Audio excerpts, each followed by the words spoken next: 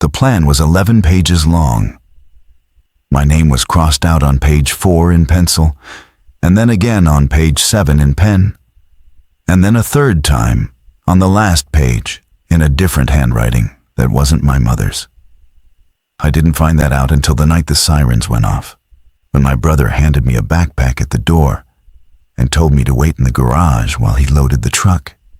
And the look on his face was the same look he used to give me when he was about to lie to our father about something we'd both done. My name is Aiden. I'm 31 years old. I work, or I used to work, as a route auditor for a regional grocery distribution company, which is a long way of saying I drove from warehouse to warehouse with a clipboard and made sure the inventory on the shelf matched the inventory on the screen. It's the kind of job nobody dreams about. You wear a polo shirt with a stitched logo. You carry a scanner that beeps when you press the wrong button. And you eat your lunch in your car because the break rooms in those warehouses smell like diesel and old coffee. I mention the job because it matters later. It mattered the whole time, actually, and I just didn't see it. My father used to say that the people who survive aren't the strongest or the smartest. They're the ones who notice the small thing first. He said that at the dinner table, the way other fathers say grace. He believed it. He drilled it into all of us.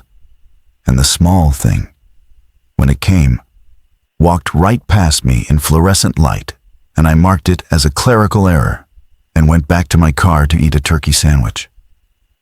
I should explain the family first, because none of what happened makes sense without them. We were 5. My father, Roman, who built houses for 40 years and then built one more for himself out in the foothills 2 hours from the city. My mother, Lord S.C. Wang-Ertzis, who taught middle school math and kept every receipt she ever received in a binder organized by month.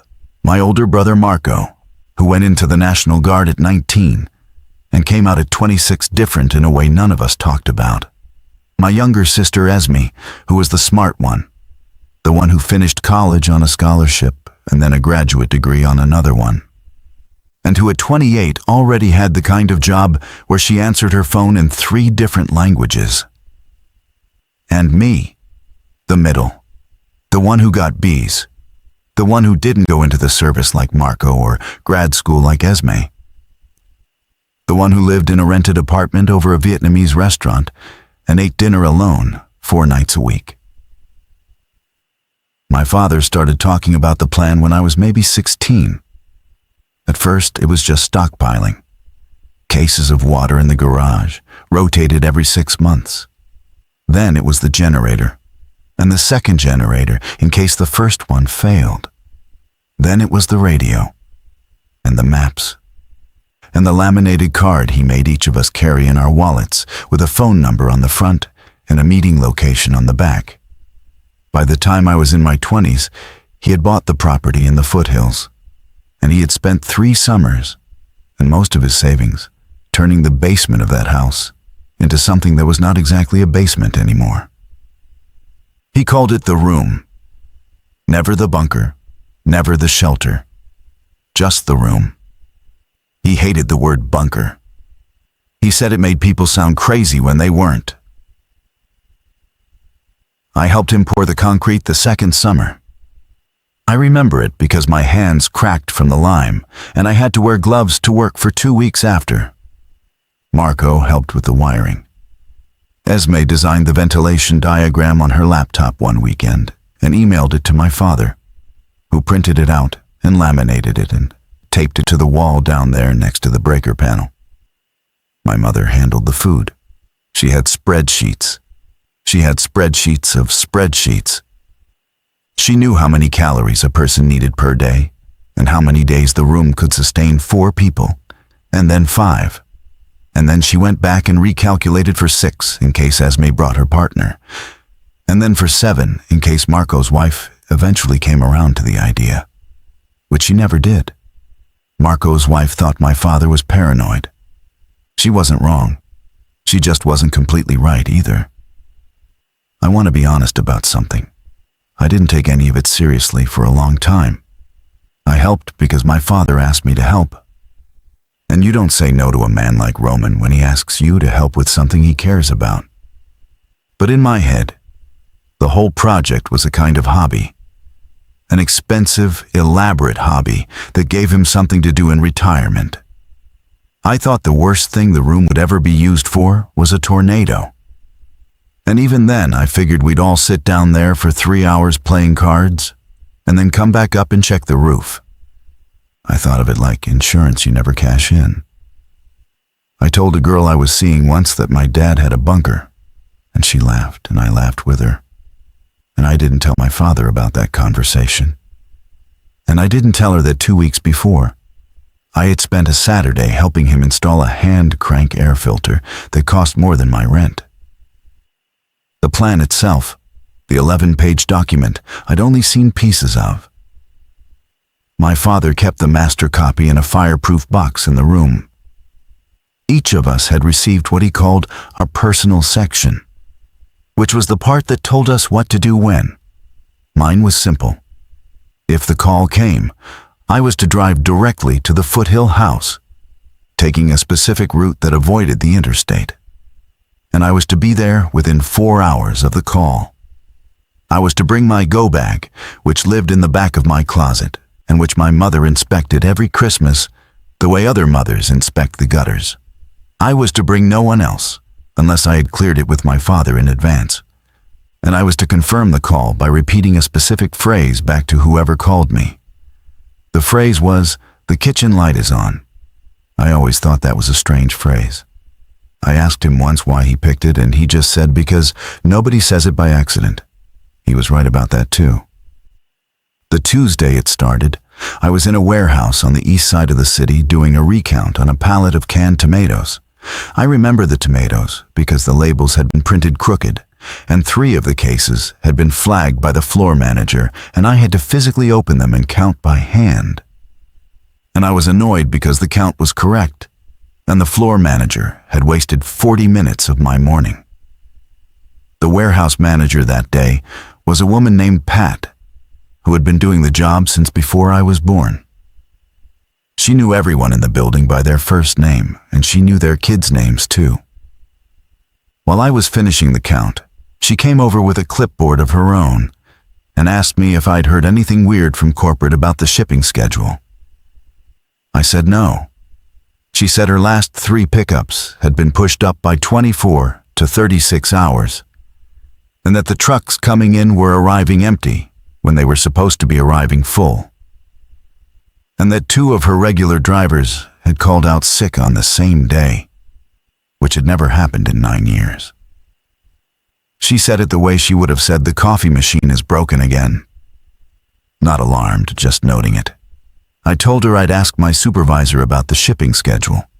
I didn't ask my supervisor. I forgot.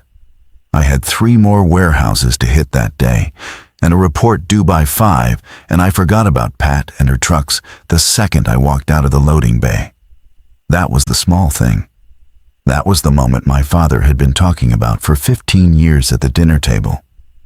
And I missed it because I was thinking about whether I'd have time to pick up dry cleaning before the place closed. The next 2 days were normal. I want to say there were signs everywhere, and I just didn't see them. But the truth is, most of them weren't there yet. The grocery stores were stocked. The news was what the news always is. My apartment building's elevator was broken again, which it always was. And the woman in 3B was arguing with the woman in 3C about a dog, which they always did. I worked. I drove. I ate. I called my mother on Wednesday night the way I called my mother every Wednesday night, and she sounded normal.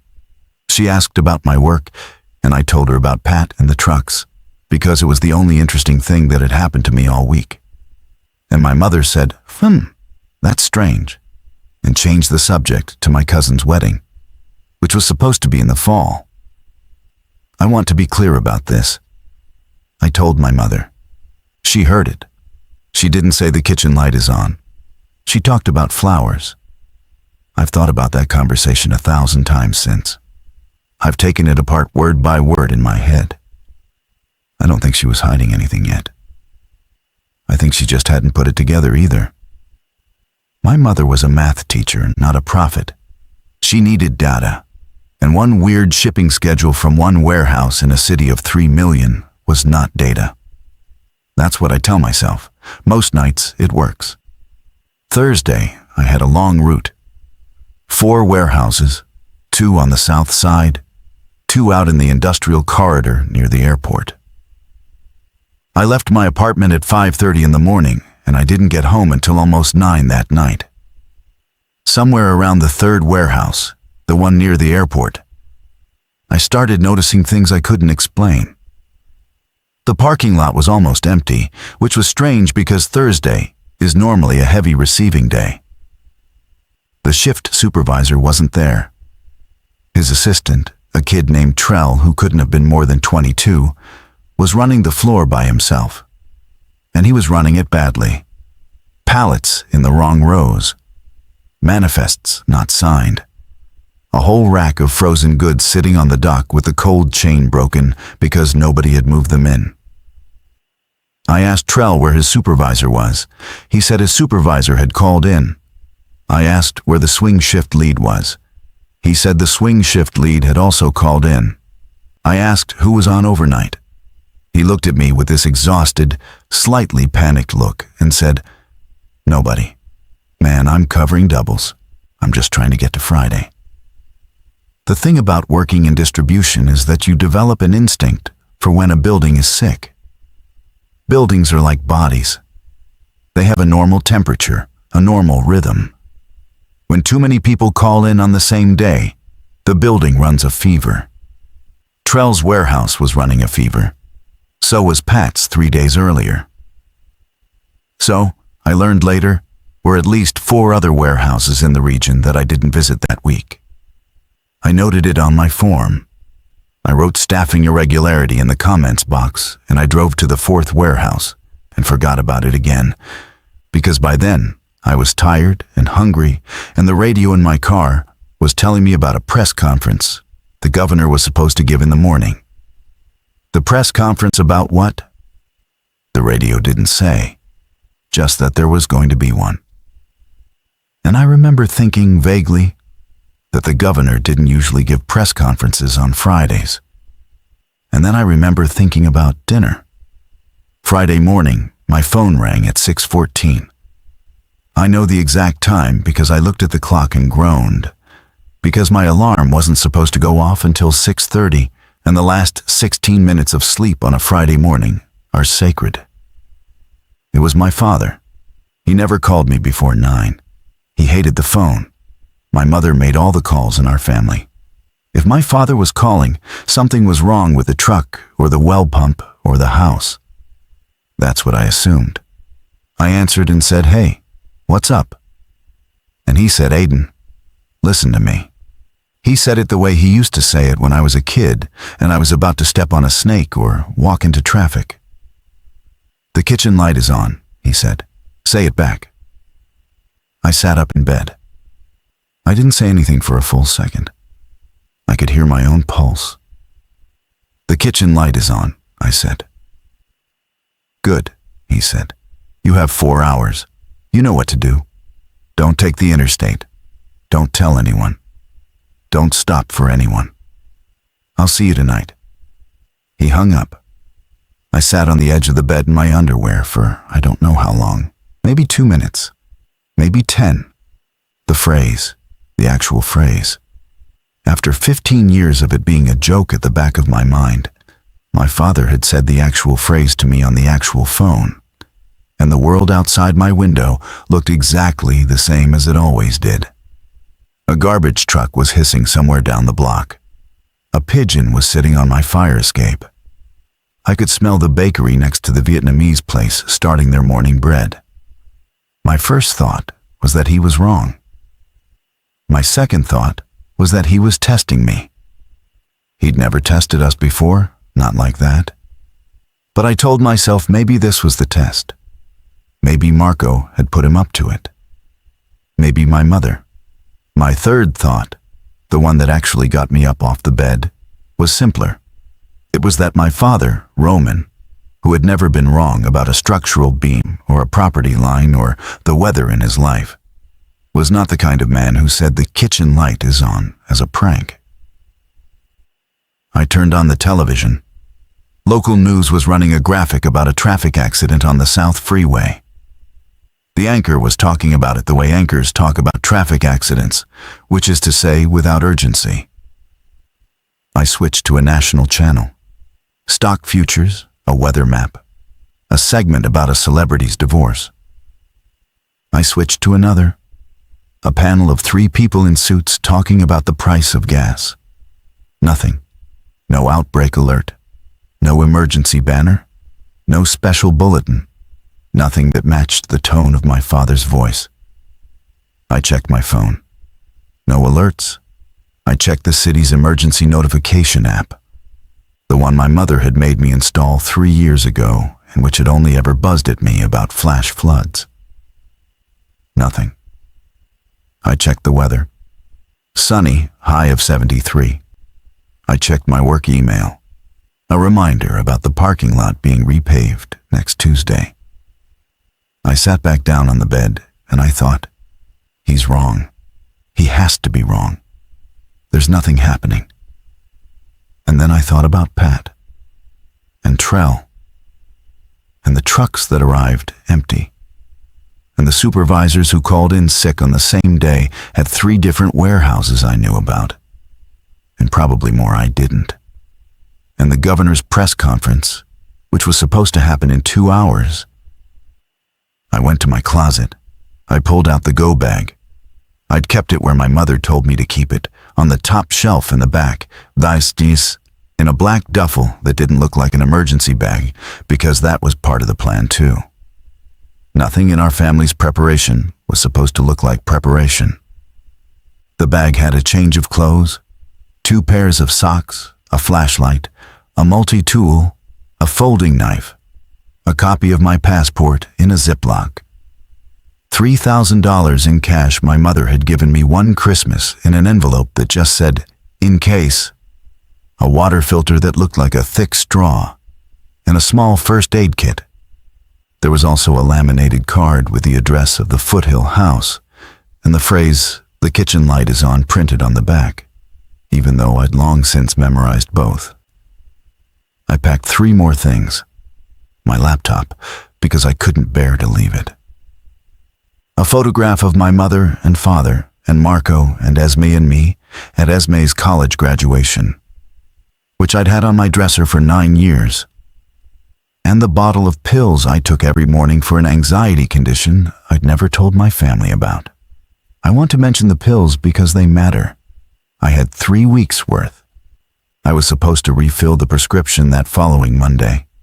I almost stopped at the pharmacy on the way out of the city. I didn't. My father had said don't stop for anyone, and even though pills weren't anyone, I extended the rule. That was the first decision I made that I would later wish I had made differently. It wasn't the worst one, but it was the first. I left the apartment at 7:02. I didn't lock the deadbolt because I couldn't find my keys, and I told myself I'd be back in a week, and the cleaning lady had a copy. I didn't take the elevator because it was broken. I walked down 5 flights of stairs with the duffel on my shoulder, and I passed the woman in 3B in the stairwell. And she said, "Good morning, Aiden." And I said good morning back. And I almost stopped on the landing to tell her something, anything. But I didn't know what to say. I didn't know if there was anything to say. I kept walking. The route my father had given me went south out of the city on surface streets, then west on a state highway, then up into the foothills on a county road that didn't have a name on most maps. It was supposed to take 3 hours and 40 minutes in normal traffic. He had built in a 20-minute buffer because he was the kind of man who built in buffers. I got in my car at 7:04, and I pulled out of the parking garage at 7:06, and the city looked exactly the same as it always did on a Friday morning. For the first 30 minutes, I almost turned around twice. I kept thinking, this is insane. I'm driving across the state because my father called me with a code phrase. There's no emergency. The news isn't reporting anything. My phone isn't buzzing. Everyone on this road is going to work like it's any other day. I'm the one who's lost it. I'm the one in a movie that isn't real. But I kept driving. Partly because my father had never given me a reason to doubt him in 31 years. Partly because something underneath the calm in his voice had been the thing that scared me most. He hadn't sounded panicked. He had sounded resolved, like a man reading off a list he'd been carrying in his pocket for a long time. Around 8:15, while I was on the state highway with about 90 minutes of driving still ahead of me, my radio cut out for the governor's press conference. I turned it up. The governor's voice was thin and careful. He talked for a long time without saying anything. He said the state was monitoring a developing situation in coordination with federal partners. He said there was no cause for alarm. He said anyone experiencing certain symptoms, which he listed in a way that was both medical and vague, should remain at home and contact their healthcare provider. He said schools would be open. He said offices would be open. He said grocery stores would be open. He said the situation was under control. He said the words "under control" 4 times in 14 minutes. My father once told me that when a man says the same phrase 4 times in a single conversation, he's not trying to convince you. He's trying to convince himself. I gripped the steering wheel. The highway around me was full of cars, trucks, commuters, a school bus in the right lane, a delivery van with a logo I recognized from one of my own warehouses. Everyone was driving normally. Everyone was going to work. The press conference ended, and the radio went back to a morning show, where 2 people were laughing about something a celebrity had posted online. I tried to call my mother. It went to voicemail. I tried Esme. Voicemail. I tried Marco. He picked up on the second ring. "You on the road?" Marco said. "No hello." "Yeah," I said. "Good. Don't stop. Don't talk to anyone. I'm 2 hours out. I'm coming from the base. Dad's already there. Mom's already there. Esme's flying." "Esme's flying," I said. "From where?" "She was in Geneva," Marco said. "She's been in Geneva for 2 weeks. She's on a flight back right now. She'll land at 6. Dad's sending someone to get her." "I didn't know she was in Geneva," I said. I didn't know why this was the thing I latched onto, but it was. My sister had been on another continent for 2 weeks, and nobody had told me. There was a pause. I heard Marco breathing on the other end of the line. "Yeah," he said. "Aiden. There's a lot you don't know. Just get to the house." He hung up before I could ask anything else. I drove for another 20 minutes in something that wasn't quite shock and wasn't quite anger. It was the feeling of standing in a room and realizing the furniture has been moved and you can't tell when. My sister had been in Switzerland and I hadn't known. My mother had known. My father had known. Marco had known. Esme had told everyone except me, or my mother had told everyone except me. And they had all been talking to each other about something while I called my mother every Wednesday and got an updated weather report. I want to say I started putting things together right then. I didn't. I was angry, and being angry made me stupid. I just kept driving, gripping the wheel hard enough that my fingers cramped. And the highway started to thin out the further west I got, and I started to notice things. A state trooper parked on the shoulder, watching traffic, not pulling anyone over. Then another one, 3 miles later.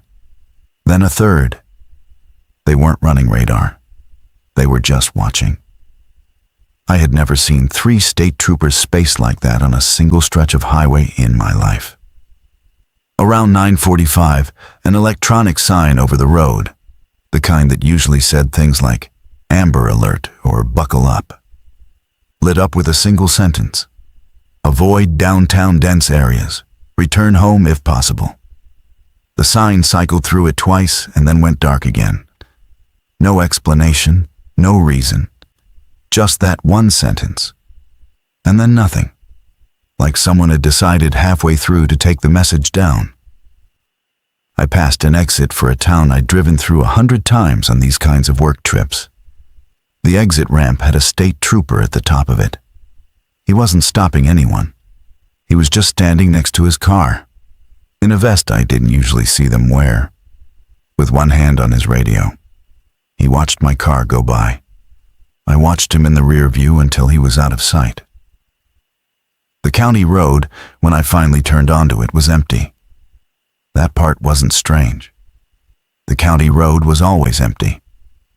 It wound up through scrubland and then into the foothills, and there was nothing on it for 30 miles except a gas station that was usually closed, and a fruit stand that was usually closed, and a small cemetery that nobody seemed to maintain. What was strange was the gas station. Today it was open. There were 3 cars parked at it. A man in a cowboy hat was filling a row of red plastic gas cans in the bed of a pickup truck. Another man was inside the convenience store coming out with 2 cases of bottled water.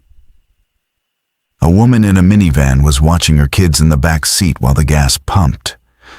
None of them looked at me as I drove by. They looked at each other, fast, the way people do when they're checking who's around.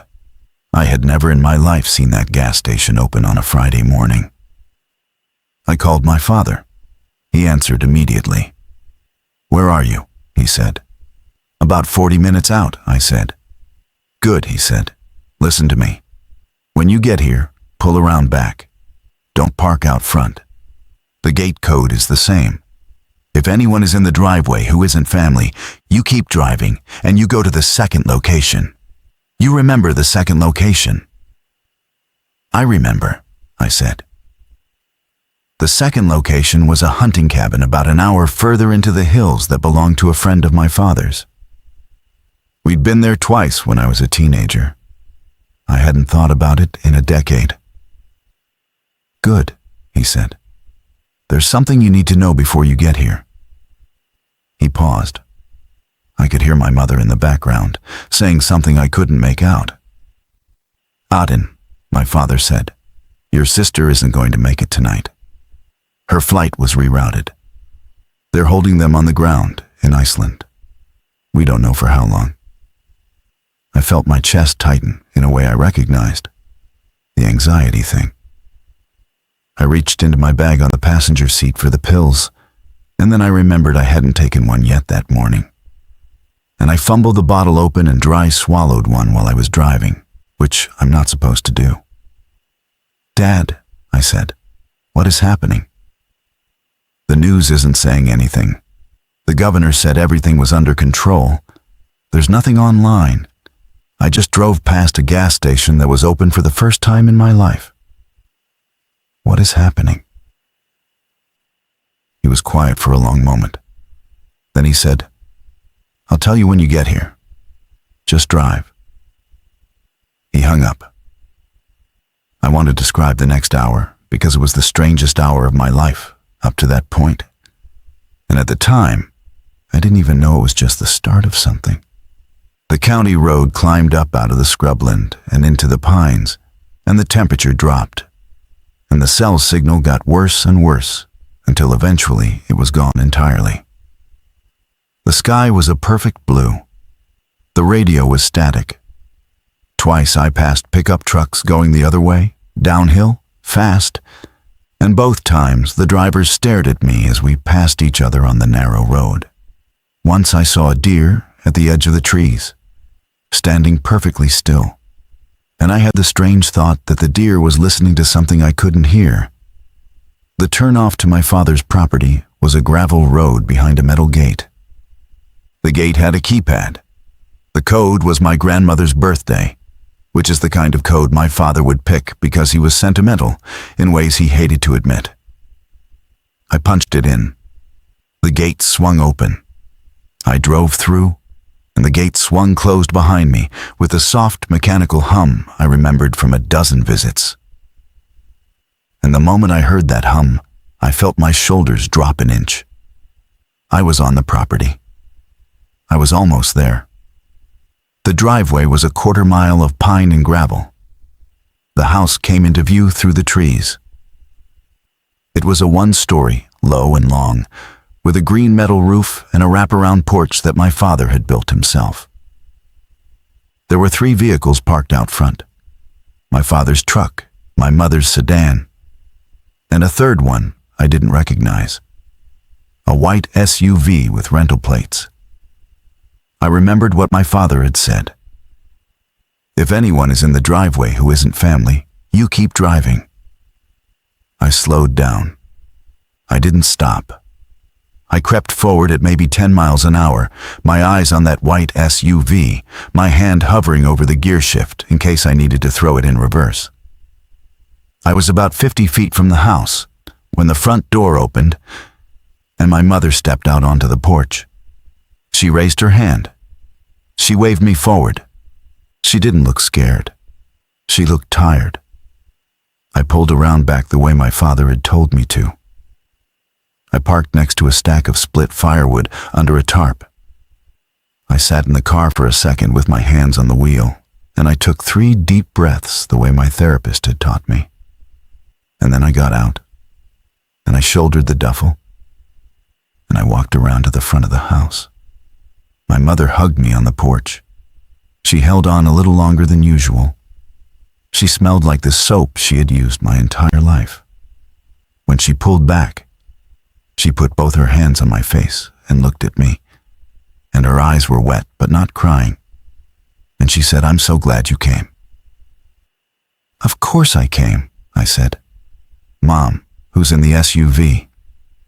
She glanced at the door behind her. She lowered her voice.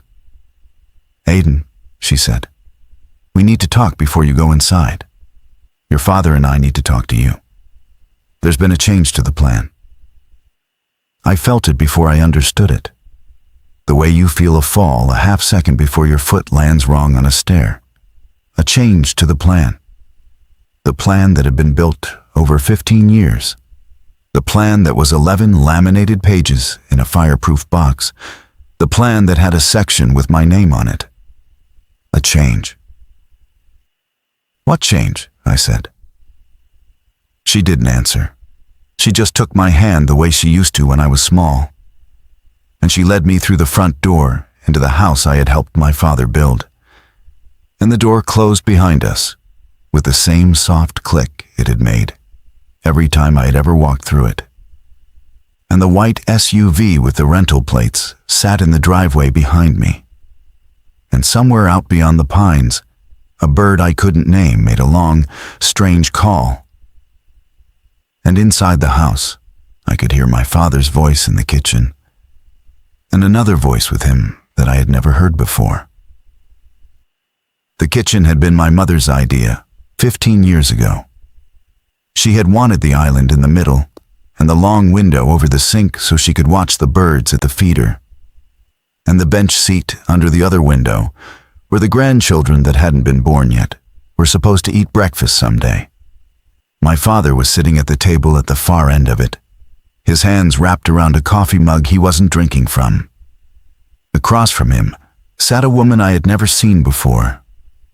She was maybe 50, in a gray fleece jacket and jeans, with short steel-colored hair, and a kind of stillness about her that I associated with people who worked in fields where a single wrong word cost real money. There was a leather folder on the table between them. The folder was open. Pages had been pulled out and set in a stack. My father looked up at me when I came in. He didn't smile. He stood up, and he came around the table, and he hugged me. He hadn't hugged me like that since my grandfather's funeral. He held on for 2 full seconds, and then he let go, and stepped back and put his hands on my shoulders the way he used to before a hard conversation. "This is Diane," he said. "She's a friend." Diane nodded at me. She didn't stand up. She didn't offer her hand. She watched me the way a doctor watches a patient walking across a room. I looked at my mother. My mother wouldn't meet my eyes.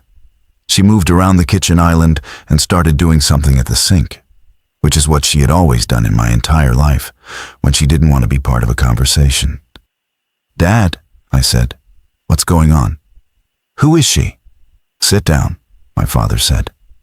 I didn't sit down. I stood in the doorway with the duffel still on my shoulder, and I said, "Who is she?" Diane spoke. Her voice was lower than I expected, and very calm. She said, "Your father and I have known each other for a long time. I work in continuity planning. That's what I do for a living. Your father hired me 8 years ago to consult on the protocols for this property. I want you to know that I'm here as a friend, not in any official capacity. There is no official capacity for what is happening right now." I set the duffel down on the floor. I sat in the chair my father had pulled out for me. My mother put a glass of water in front of me without saying anything, and then went back to the sink. "What is happening right now?" I said. My father and Diane looked at each other. My father nodded. "There is an outbreak," Diane said. "We do not yet know the exact agent. We know that it has been spreading in the city for between 9 and 14 days. We know that the early cases were misclassified, deliberately or otherwise, as a seasonal respiratory illness. We know that the symptoms in the second week begin to include neurological effects that are not respiratory. We know that as of last night, the federal response moved from passive monitoring to active containment. But they have not declared anything publicly because the modeling indicates that a public declaration at this stage would cause more deaths in the next 72 hours than the disease itself." She said all of that the way Pat had told me about the trucks, just noting it. I stared at her. I looked at my father. "What are the neurological effects?" I said. Diane closed the folder. "That doesn't matter for what we need to discuss right now," she said. "What matters is that the timeline has moved up. Your father and I had built this plan around a 36-hour activation window. We are operating on a 6-hour window. Your sister is stuck in Iceland. We don't know when she will be released. Your brother is en route from his base. He may or may not arrive before the regional roads close. And your mother and father and I are going to be making some decisions tonight that we had hoped not to have to make for another 2 or 3 days. I looked at my mother again. Her back was to me. Her shoulders were doing the thing they did when she was trying not to cry. "What decisions?" I said. My father took a long breath. He put both his hands flat on the table. "The room," he said, "was designed for 4 people for 90 days. It was originally designed for 5, but we recalculated when Esme moved. When Marco's wife refused to participate, we left it at 4. The food, the water, the filtration, the medical stocks, all of it is calibrated for 4. I waited. "You weren't on the list, Auden," my father said. He said it the way you say a thing you have rehearsed. He had rehearsed it. I could hear it in his voice. He had rehearsed it on the porch and in his truck and probably in his sleep. And he was saying it now. And he was looking me in the eyes while he said it, which I want to give him credit for. He didn't look away. I didn't say anything. I couldn't say anything. I just stared at him. 3 years ago, my father said, when Esme got the job overseas, your mother and I sat down and revised the protocol. The 4 primary occupants were going to be your mother, me, Marco, and Esme. Marco because of his training, Esme because of her age and her health. Your mother and I because, well, because we built it. The 5th slot, the contingency slot, was set aside for emergency variants. Medical personnel, a neighbor's child, a person we could not have anticipated. "You weren't on the contingency list either," Diane said quietly. "You crossed my name out," I said. My mother made a sound at the sink. A small sound. My father didn't look at her. Yes, he said. 3 years ago. We did. Why? I said. The word came out so small I barely heard it myself. My father's jaw moved. He looked down at his hands.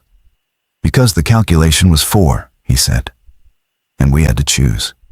And you were the one with the apartment in the city, and the job that could relocate, and the network of friends, and the flexibility.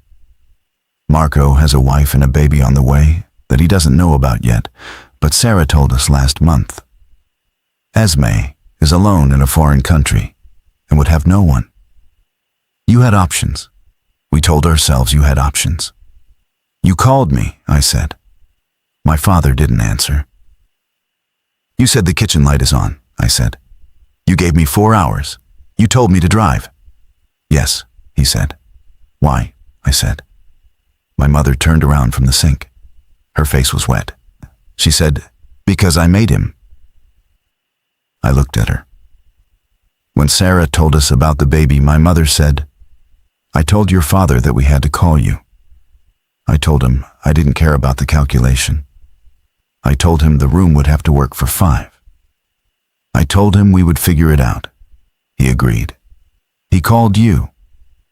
The line was on the kitchen island. The phone he used is right there. We made the call together. You made the call together, I said. Yes, my father said. So I'm here, I said. So what's the problem? Diane reached for her folder. She opened it again. She turned a page around and slid it across the table toward me. It was a chart. Calories per person per day.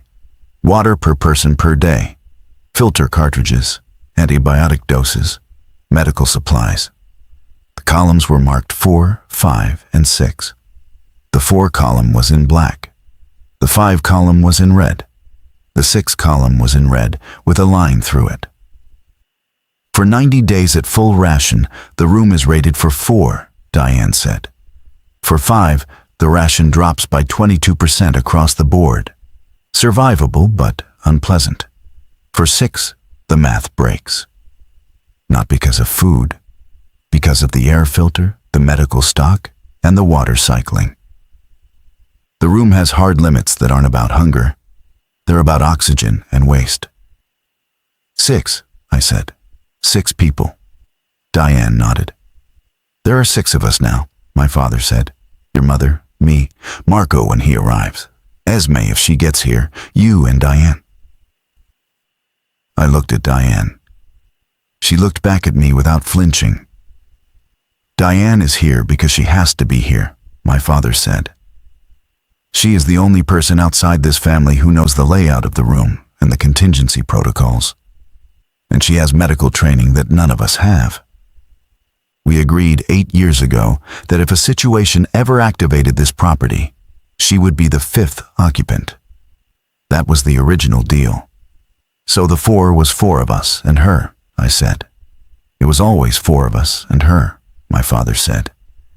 It was never just family. We never told you that part. I sat with that for a long time. The clock above the stove ticked. The faucet at the sink dripped, the way it always had. The way my father had never gotten around to fixing, because he hated plumbing. So now there are 6 of us, I said. And the room is rated for 5. Yes, my father said. And Marco's coming, I said. Yes. And Esme might land. Yes. And you and Mom are not going to choose between your children, I said. My father looked at me. He didn't answer. I understood then what the conversation was. I understood why my mother was at the sink. And why my father had hugged me on the way in. And why Diane was sitting at the table with her folder open. They weren't going to choose. They were going to let me choose. I want to be honest about what I felt in that moment, because I've lied about it to myself for a long time. I want to say I felt heroic. I want to say I felt some clean, noble sadness, the way the older brother in a movie feels when he gives up his seat on the lifeboat. I didn't feel that. I felt rage. I felt rage so bright and so specific that for one full second I thought I might pick up the glass of water in front of me and throw it at my father's face. I felt rage at him for the calculation, at my mother for not telling me, at Diane for being in my mother's kitchen with her folder, at Marco for not picking up his phone 3 years ago when I might have asked him a question that would have given me a clue, at Esme for being in Geneva and for being alone and for being the kind of daughter who got scholarships, which was the only reason any of this math was happening to me and not to her. I felt rage at Sarah, my brother's wife, for getting pregnant and recalibrating the equation. I felt rage at the unborn baby. I am not proud of that one. But it was there. And underneath the rage, I felt something I have an even harder time admitting. I felt relief. Because for 31 years, I had been the middle one, the B student, the one who didn't quite fit. And now, I had a reason. Now, I had proof. They had written it down in pencil and pen and a third handwriting, and it was sitting in a leather folder on the kitchen table. I wasn't crazy. I had been right. The relief and the rage came up together, twin things, and they made me very calm. I said, "What are my options?" My father exhaled. I could see his shoulders drop. He had been bracing for me to scream. He had not been bracing for me to ask a procedural question. "There are 3, Diane said. She had clearly thought about this. She turned another page in her folder. 1. You stay. We go in with 6. The math breaks at some point between day 40 and day 60, depending on how strictly we ration. We may all die, or we may have to make a harder decision later, in worse conditions, with less information. 2. You take the second location, the hunting cabin. We supply you with what we can spare from the surface stocks, which is significant. You go alone. You have a chance, but a much smaller one. The cabin has no filtration and no medical, and you would need to last at minimum 60 days in conditions we cannot predict. 3. You take a vehicle and supplies and drive to one of 3 pre-identified locations that were part of the original contingency planning. None of them are as safe as this property, but all of them are safer than the city, and all of them are achievable in the current window if you leave within the next 90 minutes. She finished, and she folded her hands on the folder. I said, "You've already decided." My father said, "No." I said, "Yes, you have. You've decided. You just want me to say it for you. So I'll say it. I'll take option 3. My mother made a sound like she had been hit in the stomach. She turned back to the sink. Her shoulders were shaking now. My father said, "Aiden," I said, Don't say my name like that. You don't get to." He didn't say anything else. Diane didn't say anything either. She just watched me. I said, "I want to see the room first." My father blinked. "You want to see the room?" he said. "Yes," I said. "I helped pour the concrete. I want to see the room. I want to see what I'm walking away from." He didn't argue. He stood up. He walked over to the pantry, and he reached behind the shelving, and he did something I couldn't see, and the pantry shelf swung out, the way I had always known it could swing out, the way he had shown me when I was 20 and helping him install the hinges. Behind the shelf was a steel door, painted the color of the wall, with a digital keypad and a mechanical wheel. He punched in a code and turned the wheel and pulled the door open. The stairs went down further than I remembered, maybe because the last time I'd been down them, the walls hadn't been finished. Now they were finished. White paint, LED strip lights along the baseboards, a second steel door at the bottom. He opened that one too, and we stepped into the room. It was bigger than I remembered, or maybe better organized. The main space was about the size of a small studio apartment. There were 4 bunks against the far wall, stacked 2 and 2. There was a small kitchen with a propane stove and a sink that fed from a tank. There was a composting toilet behind a curtain in the corner. There was a workbench with a radio and a laptop and 3 chargers. There were shelves and shelves of food, organized by my mother's spreadsheets, labeled in her handwriting. Cans of beans, cans of tomatoes, bags of rice in sealed plastic, powdered milk, coffee, a whole shelf of coffee, because my father could not be expected to survive 90 days without coffee. I walked along the shelves. I touched the cans. I read my mother's labels. I came to the back of the room where the air filter was. It was about the size of a refrigerator, humming softly. A green light on the front. A laminated diagram on the wall next to it, the one Esme had emailed years ago, with the airflow arrows and the maintenance schedule. Next to the filter was a cot I hadn't seen before, with sheets and a pillow already made up. "That's Diane's," my father said behind me. He had followed me down. I looked at the cot. I looked at the 4 bunks. I did the math the way Diane had done it on her chart. 4 bunks, 1 cot. 5 sleeping spaces in a room rated for 5. There was no 6th bed. There had never been a plan to put a 6th bed in here. The conversation upstairs hadn't been a calculation they'd just done.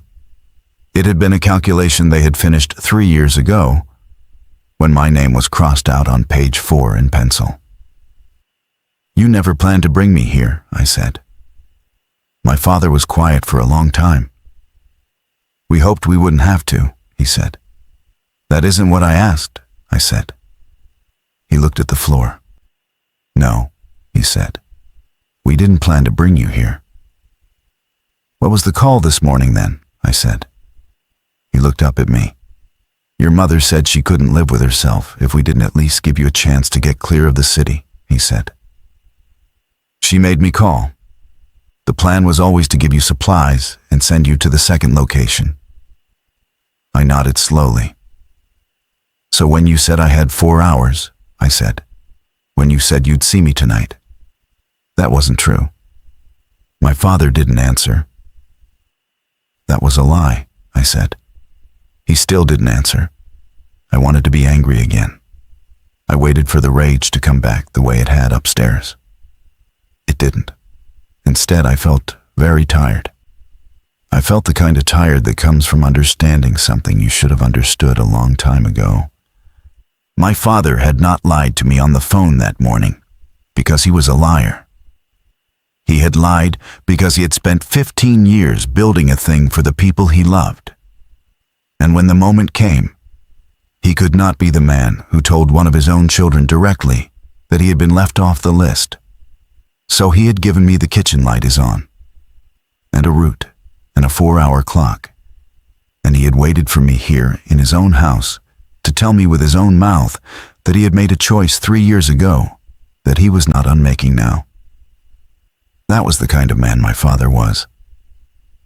He had always been the kind of man who could not say no on the phone, but could say no to your face. I had known that about him my whole life. I had just never been on the other side of it. We went back upstairs. My mother had made sandwiches. She set one in front of me on a plate, and I looked at it, and I weighed us aside. Last said I almost laughed, because of course she had made sandwiches. There was nothing else for her to do. I ate the sandwich. I drank the water. Diane went over the 2nd location plan with me on a paper map she pulled from her folder. The hunting cabin was further into the hills than I remembered, on a road my father swore was passable in my car as long as I went slow. There was a key under a specific rock by the front porch. There was a generator with 2 cans of fuel. There was a well with a hand pump. There was a wood stove and a half-cord of firewood under the eaves. There was no internet, no cell service, no neighbors for 9 miles in any direction. Diane gave me a list of what they would send with me.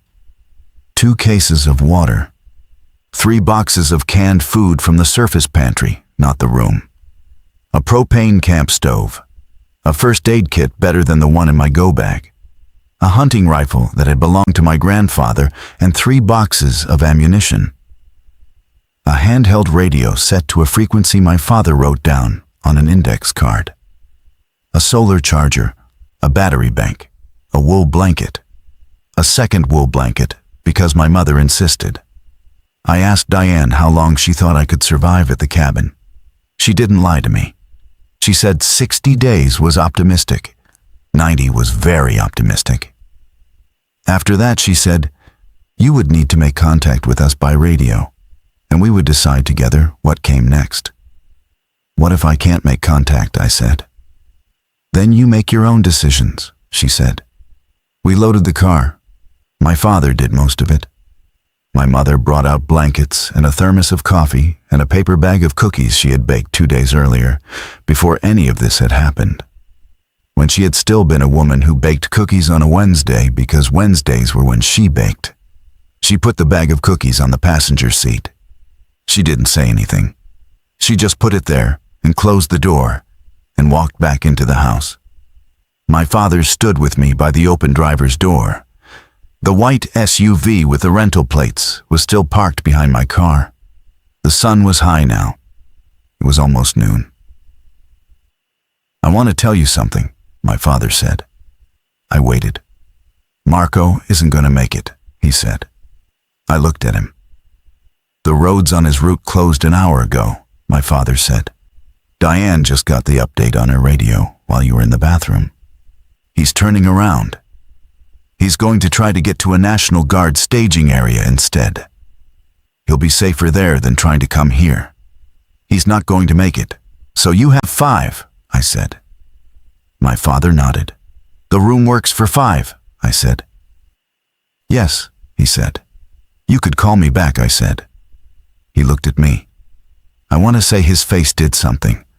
I want to say there was a long moment where I saw him reconsider. There wasn't. He had already considered. He had considered for 3 years. Esme might still come, he said. Esme is in Iceland, I said. She might be released. The flight might be allowed to continue. We don't know. If we hold the slot and she comes, the room is full and right.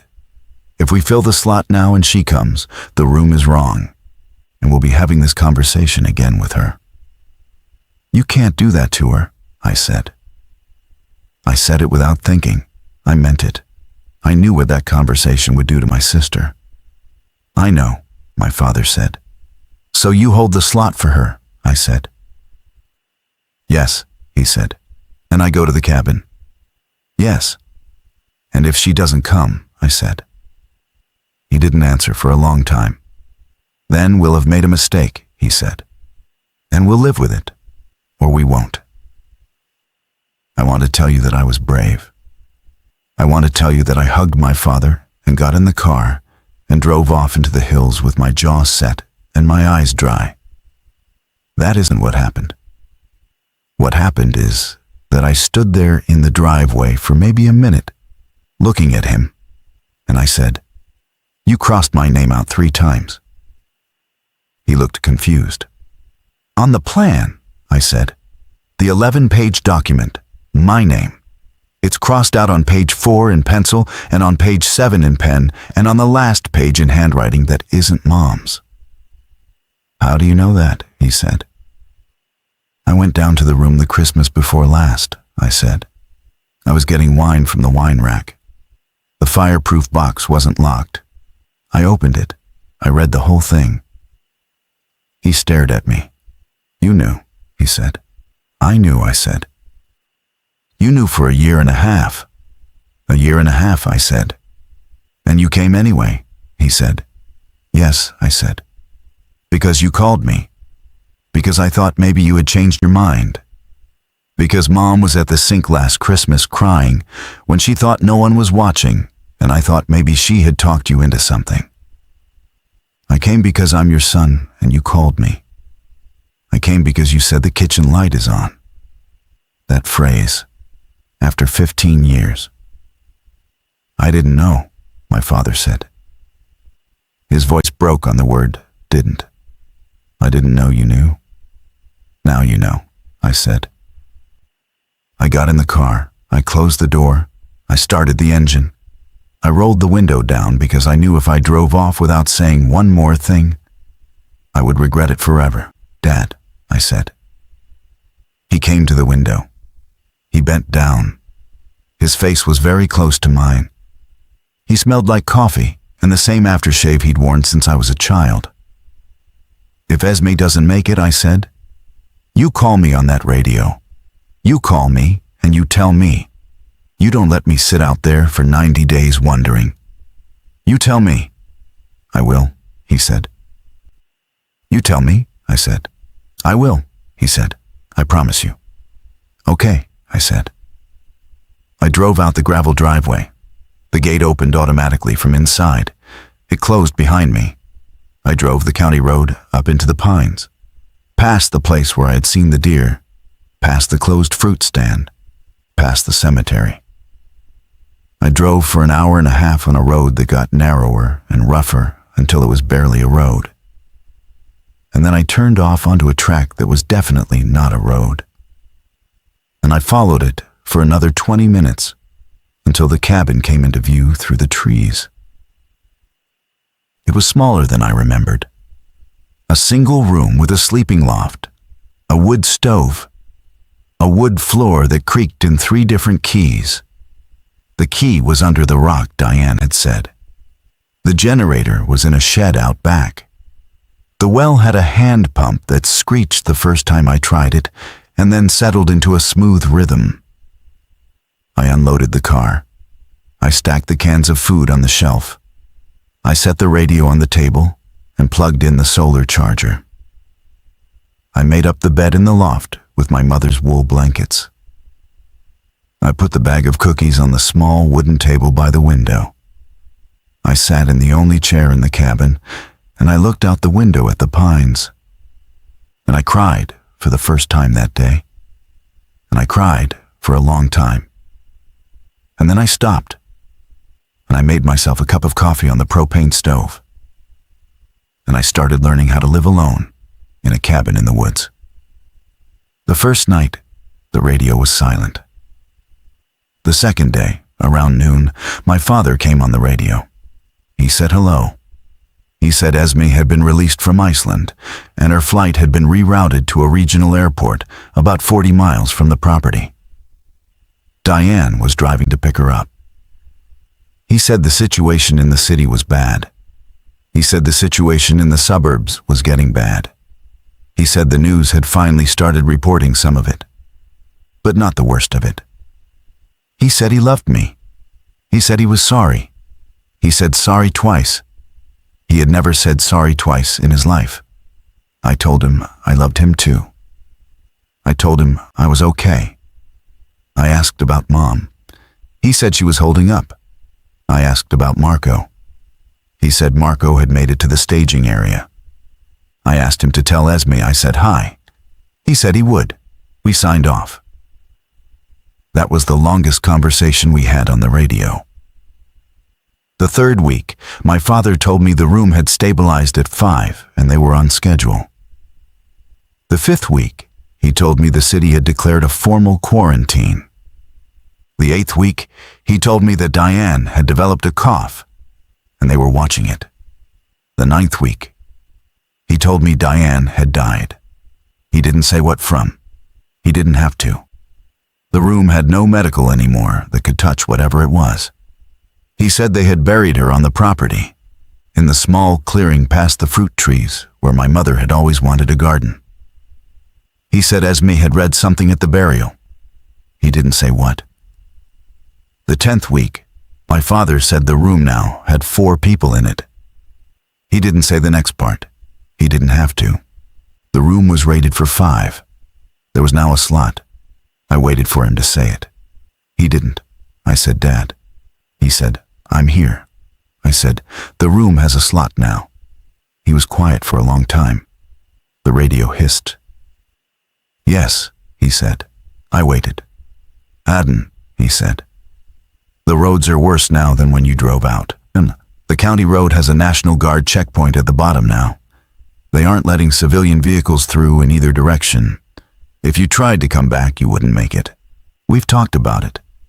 Your mother and I and Esme, we've talked about it. I see, I said. We have, he said. I want you to know we have. I see, I said. I'm sorry, he said. It's okay, I said. I didn't mean it. I said it because there was nothing else to say. I said it because I had been sitting in that cabin for 10 weeks, talking to pine trees and a hand pump and a wood stove, and I had run out of the kind of energy it took to be angry on a radio. I said it because somewhere underneath everything else I had known, the second he called me about Diane, that he was not going to call me back. He hadn't built the room for me 3 years ago, and he wasn't going to build a way back to it for me now. That wasn't the kind of man he was. He was the kind of man who finished what he started, including the things he should have started over. I stayed at the cabin. The supplies were going to last me, with careful rationing, maybe 120 days. I made them last 140 by hunting a little, with the rifle my grandfather had owned, and that I had used maybe twice in my life. I shot a deer in the 11th week, and I spent 3 days butchering it, badly, by watching videos on a laptop that was running off the solar charger, until the video cut out, because the cell signal was gone, and I was working from memory. I ate venison for a long time. I drank well water. I read the 4 paperback books I had brought with me, and then I read them again. And then I read them a 3rd time. I talked to my father on the radio twice a week. The conversations got shorter. He started forgetting things. He told me a story about Esme as a child that he had already told me the week before.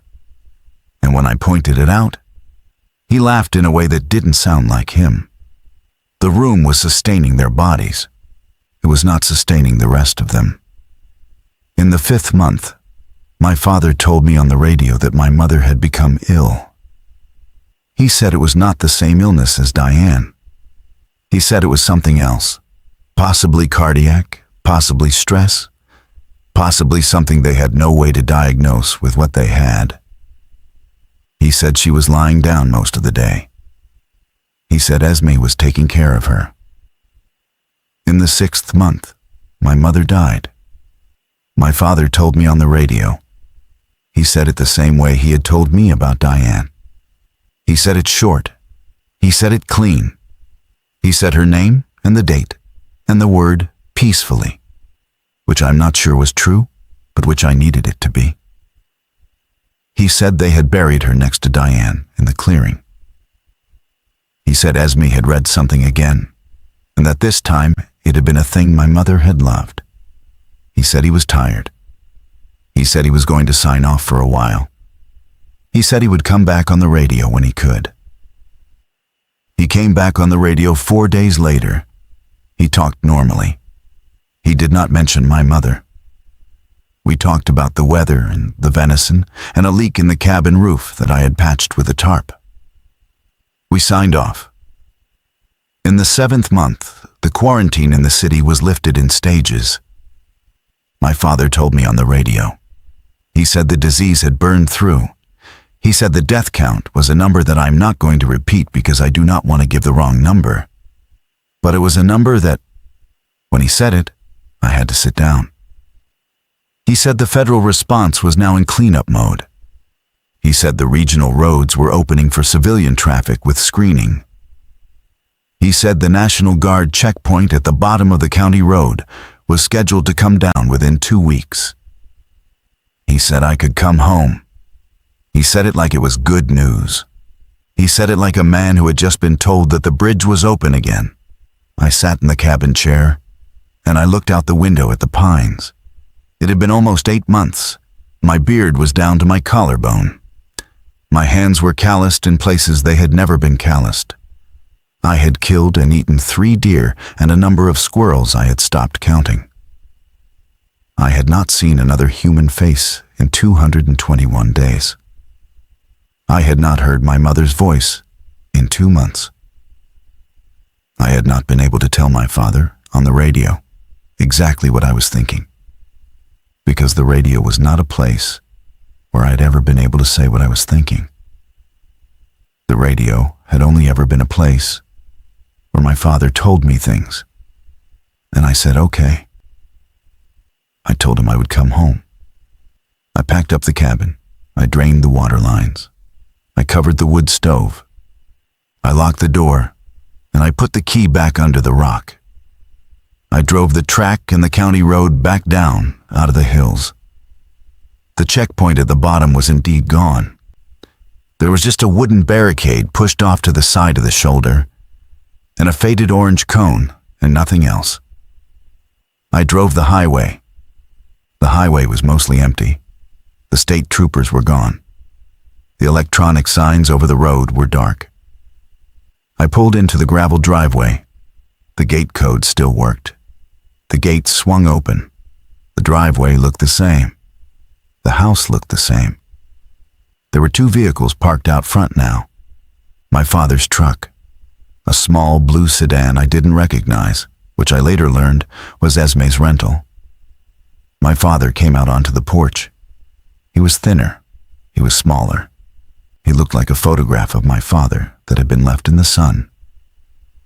He hugged me. He held on a long time. Esme came out behind him. Esme had cut her hair short. She didn't look like Esme. She hugged me too. She didn't say anything. We went inside. The house smelled like coffee and like the house. My mother's binder of receipts was still on the bookshelf. Her reading glasses were still on the kitchen table. Her apron was still hanging on the hook by the back door. Nobody had moved anything. Nobody had been able to. We sat at the kitchen table where, 8 months earlier, Diane had laid out her folder. My father made coffee. He sat down. He looked at me across the table. "I'm glad you're home," he said. I said, "Thank you." "There's something I want to tell you," he said. I waited. "When we sent you to the cabin," he said, "your mother wanted to go with you. She told me that morning, after you went down to look at the room. She said she would go to the cabin with you, and the 4 of us could stay in the room. Marco when he came, Esme when she came, me and Diane. She wanted to go with you." I looked at him. "I told her no," my father said. "I told her the cabin couldn't sustain 2 people through a winter. I told her she was needed in the room. I told her you were stronger than she was, and you could do it alone. I told her a lot of things." He was looking down at his hands. "I lied to her," he said. "The cabin could have sustained 2 people. We had enough supplies. We had enough wood. It would have been hard, but it would have worked. I knew that when I told her no. I told her no because I wanted her in the room with me. Because I didn't want to lose her too." I didn't say anything. "I could have sent her with you," he said. "She would have been alive right now. The stress of being in the room is what killed her. Diane said it before she died. She said your mother's heart wasn't going to take 90 days down there. I knew it too. I knew it before we went in. I chose to keep her with me. I'm telling you this because you deserve to know that the choice that killed her was mine. Not the plan, not the math. Mine." Esme was at the sink. She wasn't looking at us. She was doing the thing my mother had always done. I want to tell you that I forgave him. I want to tell you that I reached across the kitchen table and put my hand on his hand and told him that I understood, that he had done what he could, that he was a good father in an impossible situation. I want to tell you that we cried together and that something was healed between us before the end. I didn't do any of that. I sat across from him, and I looked at the man who had crossed my name out 3 times and who had kept my mother in a concrete room because he was afraid to be alone. And I felt nothing. Not anger, not love. A blankness. A flatness. The same blankness I had felt in the cabin in month 4. When I had stopped marking the days on the wall because the days had stopped meaning anything, I said, "Okay, Dad." He looked up at me. He was waiting for more. I said it again, "Okay." I live in the house now. My father died 14 months after I came back. He was sick in a way the doctors could name but couldn't really treat. And I think it was the same sickness my mother had been sick with. The kind that doesn't have a clean medical name because it's the sickness of having sat in a room you built and watched the math fail. Esme stayed for the funeral and then went back overseas. Marco visits sometimes. He doesn't talk about the staging area or what he saw there. We don't talk about the plan. We don't talk about page 4 or page 7 or the third handwriting. I asked Esme once whose handwriting the third one was. She told me it was hers. She had been the one to revise the contingency list 2 years ago on a visit home when my father had asked her to look the document over for inconsistencies. She had crossed my name out in the contingency slot to make the document internally consistent. She hadn't known, at the time, what she was doing. She had thought it was a clerical fix. She apologized to me on the porch the day she told me. I told her it was okay. I told her I forgave her. I meant it for her, because I love my sister. And the math of the plan was never her fault. I have not forgiven my father. He is dead now, and I have not forgiven him. And I don't think I'm going to. I keep his ashes in a box on the bookshelf next to my mother's binder of receipts. I dust the box. I don't talk to it. I take care of the house because somebody has to. I keep the room downstairs locked. I have not been down there since I came home. I know what's in it. I know the bunks are still made.